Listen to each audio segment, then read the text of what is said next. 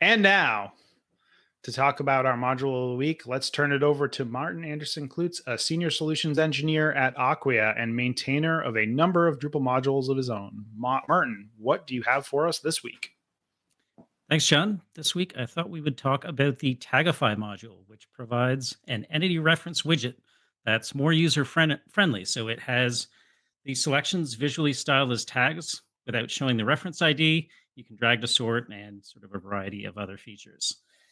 It's a module that was created in March of 2022. It has a 1.0.19 version, which works with Drupal 8.8 or newer, including Drupal 9 and 10. It is actively maintained. In fact, the latest release was pushed out in just the past week. And in terms of open issues, it only has 4 open issues, and only one of those is a bug. And it does also include test coverage in the module. Now, it's a module that is currently in use by 177 sites.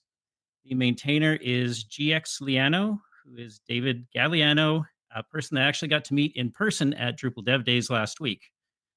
Now, Tagify is actually a popular JavaScript library, so it's in use by a lot more sites than just that Drupal number. And the module then is really just a Drupal integration for that library. Features that you get with the module include deactivating labels when the field's maximum number of entries have been reached, allowing the creation of new tags when the field has been configured to allow that, and so on. Now, it will also disallow duplicate tags automatically, and it also has a user list submodule specifically for user reference fields, which will also show the user's profile pic in the tag that it generates. The project page also, as sort of a handy reference, has animated GIFs that sort of demonstrate a lot of these capabilities, so it's definitely worth checking that out. I'll also add that this is a module I started using on my own blog a few months ago and find that it provides a really nice and simple user experience. So I could also see that drag to sort capability being really useful. For example, if you were using, the first term in a reference field as part of your path auto pattern. So that being said, let's open it up to discussion about the Tagify module. So I'm gonna be Debbie Downer here and ask the first question. Does it, if for some reason JavaScript is blocked or disabled, does it have like a reasonable fallback, or does it just fall back to default Drupal? That's an excellent question. I will confess I have not tested that, but maybe one of our listeners can chime into the Talking Drupal Slack channel and let us know. Yeah, I don't know the answer to that either, but I actually have used this module. I cannot remember which project it was on, but I remember installing it, I think sometime last year. It was easy to configure, and I think pretty intuitive for clients. I think one of the things that it there's 2 things I think that it provides that users are starting to get used to on other projects that makes it kind of seem a little snappier, and that is when the styling of the tags, like you get that little box with the X next to it. And I think people are starting to get used to that. I don't even think the client that I installed it for, I'm gonna have to find out who it was. But I don't think they even use the drag and drop all that much, because most of my clients with tagging systems, order doesn't really matter. It's more of like, is it tagged or not? So I don't think they use that functionality. But yeah, it was pretty neat little module, pretty easy to work with.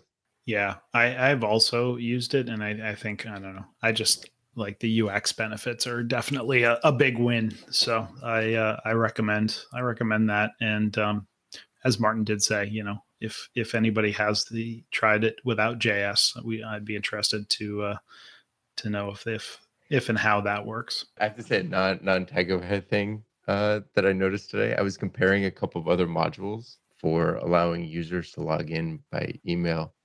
And I'm curious if anybody else has had this.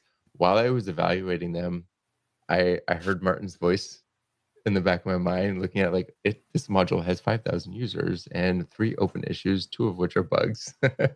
So you've definitely changed how I evaluate modules. So I appreciate that. Actually helped me make a selection today. I will say I have many voices in my head, but Martin's is not often one of them. I think something I like about this, or at least from the screenshots, because I've never used this one. I think the more you work with with Drupal, this is a common problem that people try to solve, is to make tagging easier to use without having to resort to the multi-value Drupal like individual field for each thing. I've never seen one that allows you to edit, like click to edit a term that you've already entered. Oh, I didn't even notice That's that. a pretty cool option, because like, what if you just misspelled a tag and you're like, oh no, but I already entered it or whatever.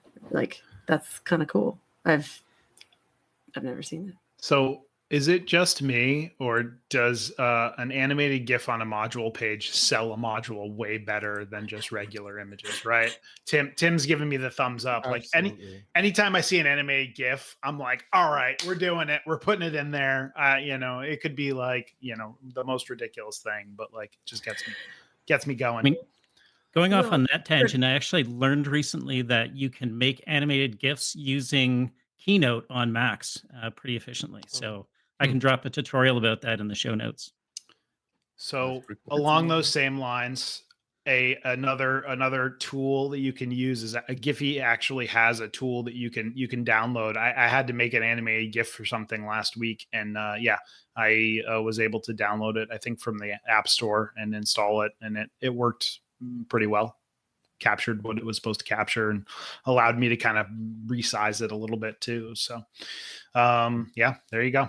Not only is it a module of the week, but we're also giving you ways to make animated GIFs. I would be curious to know the accessibility of this form. It looks really cool, but I don't know. It'd be interesting to know about that.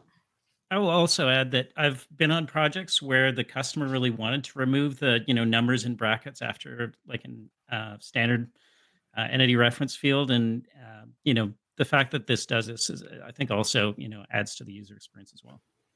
I feel like we could have a whole podcast about that one. Like, that was the one thing that they were like, nope, simply cannot launch this site until those numbers are gone from that field. Be interested to hear more about that at a later date. All right. Well, Martin, as usual, thank you for bringing us a wonderful module of the week, and we will talk to you again next week. Thanks, John. See you then.